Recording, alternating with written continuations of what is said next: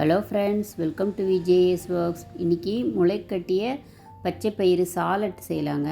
இது ரொம்ப healthy, rich protein. அதாவது பெரியவங்க சிறியவங்க எல்லாருமே சாப்பிட்லாம். ஈஸியாக ப்ரிப்ரேஷன் பண்ணிடலாம் சீக்கிரமாக. ரொம்ப நல்லது உடம்புக்கு. இது எப்படி பண்ணுறதுன்னு பார்க்கலாம் வாங்க. நான் ஒரு கப் அளவு பச்சை பயிரை நைட்டு ஊற வச்சு அதை முளைக்கட்டி எடுத்து வச்சுருக்கேன். அதாவது ஈரம் கொஞ்சம் எடுத்துட்டு ஒரு துணியில் கர்ச்சிப்பில் போட்டு கட்டி வைக்கலாம். இந்த மாதிரி இல்லைன்னா டிஃபன் பாக்ஸில் போட்டு மூடி வச்சா அடுத்த நாள் இந்த மாதிரி முளை வந்திருக்கும் பாருங்கள். இது மாதிரி அதை நான் லைட்டாக வேக வச்சுட்டேன். அதாவது ஒரு அரை டம்ளர் தண்ணியில் ஒரு வானிலையில் போட்டு கொஞ்சமாக வேக வச்சுட்டேன். ஒரு 3 நிமிஷம் வேக வச்சு எடுத்துருக்குங்க. ஏன்னா பசங்கள்லாம் பச்சையாக இருந்தால் அந்த வாசனை பிடிக்காது அவங்களுக்கு. அதனால் லைட்டாக வேக வச்சு எடுத்துட்டால் வெந்ததுன்னு நல்லா சாப்பிட்ருவாங்க. அதுக்காக தான். இப்போ மாங்காய் சீசனுங்கிறதுனால நான் மாங்காய் ஒரு பீஸ் எடுத்து கட் பண்ணி பொடியாக நறுக்கி வச்சுருக்கேன். அதை கூட சேர்த்துடலாம்.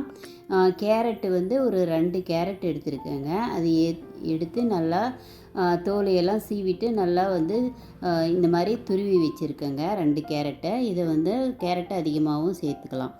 அதை கூட சேர்த்துக்கலாம். அடுத்தது குடமிளகாவும் ஒரு பாதி குடமிளகா பொடியாக கட் பண்ணி சேர்த்துருக்கேன். நீங்கள் வெள்ளரி பிஞ்சு இருந்தால் அதையும் கட் பண்ணி இந்த மாதிரி சேர்த்துக்கலாம். இப்போ கொத்தமல்லி தழை கொஞ்சமாக சேர்த்துட்டேங்க. முட்டைக்கோசு கூட சாலட்டுக்கு ரொம்ப நல்லது. பச்சையாகவே சாப்பிட்லாம், சூப்பராக இருக்கும். அடுத்தது சால்ட்டு கொஞ்சமாக சேர்த்துக்குங்க, அதிகமாக தேவையில்லை. ஒரு அரை டீஸ்பூன் தான் சேர்த்துருக்கேன். இப்போ இதையெல்லாம் நல்லா மிக்ஸ் பண்ணி எடுத்துக்கலாம். சாலட்டுங்கிறது நம்ம காலையில் சாப்பிட்டா அது உடம்புக்கும் நல்லது. அதாவது பெரியவங்களுக்கெல்லாம் கொடுத்தா அவங்களுக்கு இந்த மலச்சிக்கல் எல்லாம் இருந்தால் அது கூட நல்லா கிளியர் ஆகிடும். அதே மாதிரி நல்ல சத்து, விட்டமின்ஸ், எல்லா விட்டமின்ஸும் இதில் இருக்குதுங்க. அதனால் கண்டிப்பாக ஒரு தடவை ட்ரை பண்ணி பாருங்கள், சாப்பிட்டு பாருங்கள், உங்களுக்கு கண்டிப்பாக பிடிக்கும். லைட்டாக எலுமிச்சம் லாஸ்ட்டாக பிழிஞ்சு விட்டுக்கணும்.